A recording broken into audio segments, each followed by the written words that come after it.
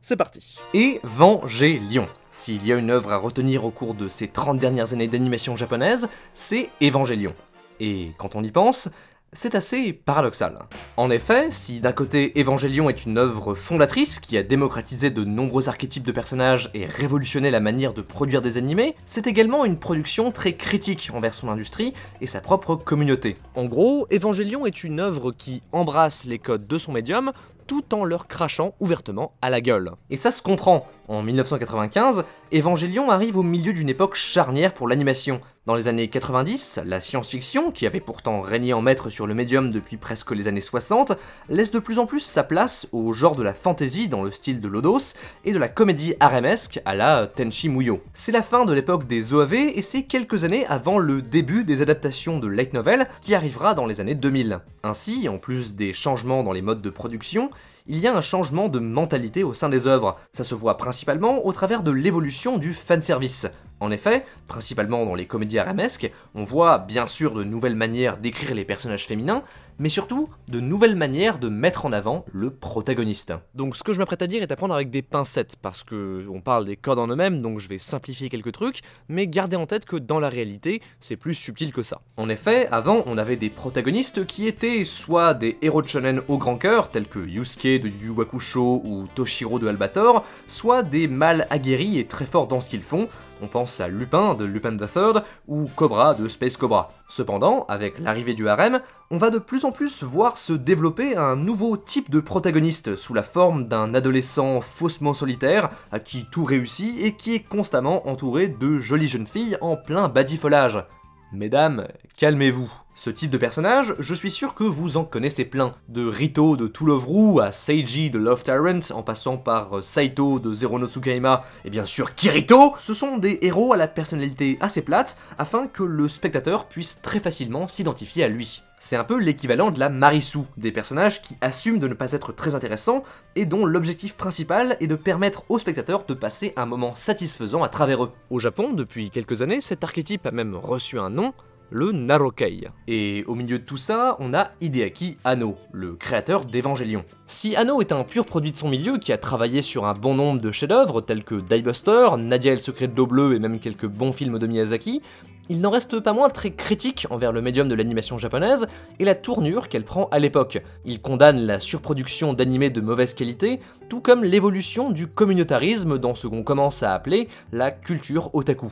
Evangélion est ainsi une réponse à tout ça, et dénonce le côté malsain de son industrie et de sa communauté. Les scènes de nu, la relation tragique entre Shinji et Asuka, la déshumanisation du personnage de Rei et la morale de fin, tout ça fait d'Evangélion une œuvre très critique envers elle-même, et surtout envers son spectateur. Et cette critique, elle est cristallisée à l'intérieur de son protagoniste, Shinji. En effet, contrairement aux autres héros qu'on a vus juste avant, Anno décide d'avoir comme protagoniste un jeune garçon sans rien de spécial, si ce n'est qu'il est timide, renfermé sur lui-même, et qu'il a du mal à garder son sang-froid. En ce sens, Shinji est l'exact opposé du héros de harem auquel il est si satisfaisant de s'identifier. C'est pour ça que, si vous avez vu Evangélion, alors je pense que particulièrement au début, vous n'avez pas dû beaucoup aimer Shinji. Contrairement au protagoniste auquel vous êtes habitué, vous l'avez trouvé lâche, mal écrit et particulièrement frustrant. Et pour moi, c'est parce qu'il est le meilleur exemple d'un syndrome psychologique astucieusement construit par Hideaki Anno pour perturber le spectateur.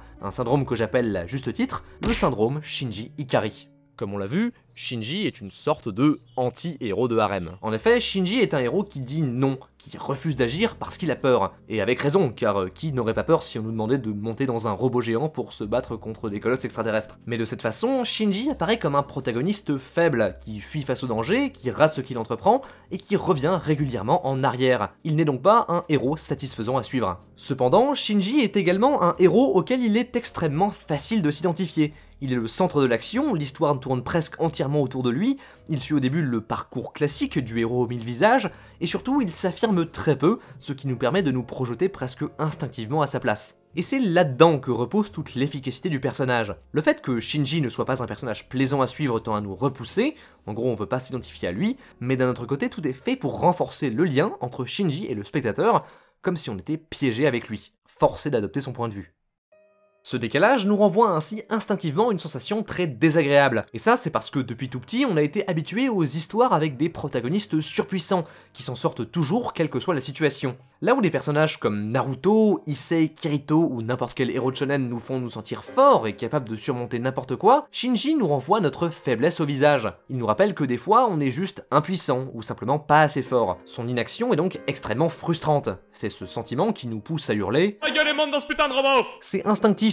Malgré le fait que Shinji soit un personnage complexe, intéressant et très bien écrit, on ne peut pas l'accepter en tant que protagoniste, et encore moins en tant qu'identificateur. On ne peut pas accepter que ce soit notre porte pour s'immerger dans l'histoire, simplement parce qu'on a été bercé depuis toujours avec des héros forts et courageux, et ça tout particulièrement dans l'animation japonaise.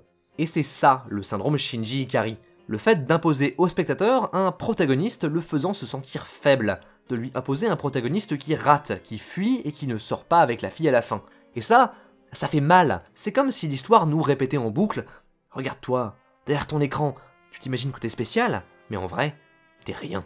C'est d'ailleurs sans surprise qu'en 1996, lors de la fin de la diffusion des 25 épisodes d'Evangelion, Anno a reçu une grande quantité de critiques et d'insultes de la part de la communauté otaku, refusant d'entendre le message principal de l'œuvre, à savoir « ouvrez-vous aux autres, sortez dehors et profitez de la vraie vie ». Bien sûr, encore une fois, ce que je dis est à prendre avec des pincettes, ça prendrait beaucoup trop de temps d'expliquer toute la teneur et le discours du message d'Evangelion. Ce qui est intéressant ici, c'est les réactions qu'elle a provoquées. Puis surtout, ça prendrait trop de temps, enfin j'ai pas envie de faire ça. Ça peut-être une autre fois, mais pas aujourd'hui. Non, aujourd'hui on est bien, c'est l'été, tout va bien. On remarque donc que la communauté s'est véritablement sentie agressée devant Evangelion, ce qui montre que l'animé a su toucher un point sensible chez ses spectateurs. Et c'est pas surprenant, Anno est quelqu'un qui vient de ce milieu, il est donc très bien placé pour en comprendre ses faiblesses. D'ailleurs, ce syndrome, il n'est pas exclusif à Evangelion. On peut également en retrouver des traces dans Re:Zero, qui met en scène Subaru, un héros orgueilleux par nature qui en paye constamment le prix de manière assez violente, ou encore dans Accel World, dont le protagoniste, Haruyuki, est un petit gars tout rond qui se laisse écraser par tout le monde. Ainsi, dans Re:Zero, c'est les erreurs répétitives de Subaru qui créent cette frustration, tandis que dans Accel World, c'est plus l'apparence physique et la personnalité soumise de Haruyuki qui le rend déplaisant à suivre. Bien sûr, pas de grossophobie là-dedans, on parle des codes en eux-mêmes. Toutefois, comparé à Evangelion, ces deux œuvres n'en font qu'une utilisation partielle et finissent par accorder une victoire ou une rédemption à leur protagoniste, ce qui au final redonne cette satisfaction au spectateur. Elle a juste été plus difficile à atteindre. C'est pas une mauvaise chose, souvent c'est juste que c'est pas le propos de l'œuvre, mais ça reste moins audacieux. Et ça, je pense que c'est d'ailleurs ce qui me fascine le plus avec Evangelion. Si c'est indéniablement une œuvre fondatrice, son influence est néanmoins bien plus aseptisée que l'œuvre originale. En effet, si un grand nombre d'animés reprennent de près ou de loin les codes et les archétypes révolutionnés par Eva, la plupart détachent néanmoins ces derniers du discours auquel ils étaient pourtant fortement liés. C'est ainsi intéressant de voir que Asuka, dont le personnage tout entier est censé être une déconstruction et une critique assez sévère de l'archétype de la tsundere, a paradoxalement révolutionné ce type de personnage tout en lui donnant un engouement nouveau dont elle est elle-même devenue un peu malgré elle la figure de proue. Et c'est la même chose pour le syndrome de Shinji Ikari. Si on le retrouve dans d'autres œuvres plus récentes, ces dernières l'utilisent principalement dans le but de rajouter de la difficulté et de la profondeur dans le parcours du héros. Mais malheureusement, elles mettent de côté toute la critique directe du spectateur qui faisait sa force dans Evangelion. Et pour moi, ce que ça montre, c'est que si Eva a eu une influence considérable sur l'animation japonaise, il n'a toutefois pas réussi à en ébranler les fondements, à en changer sa mentalité.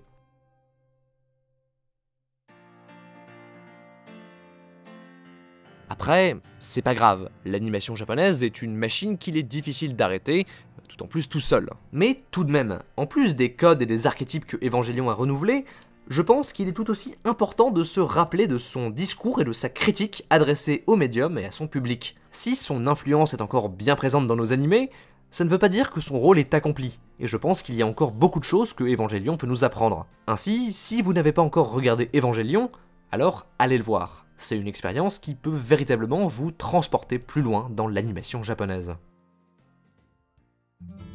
Sur ce, c'était Teromic, merci d'avoir écouté, j'espère que ça vous a plu. Si c'est le cas, je vous encourage à partager la vidéo autour de vous, laisser un pouce bleu, laisser un commentaire pour me dire ce que vous en avez pensé. Si vous aussi, vous avez regardé Evangelion, ça me fait plaisir de le savoir. De notre côté, on se retrouve très bientôt, je l'espère, pour de nouvelles vidéos. Et bien, sur ce, à la prochaine!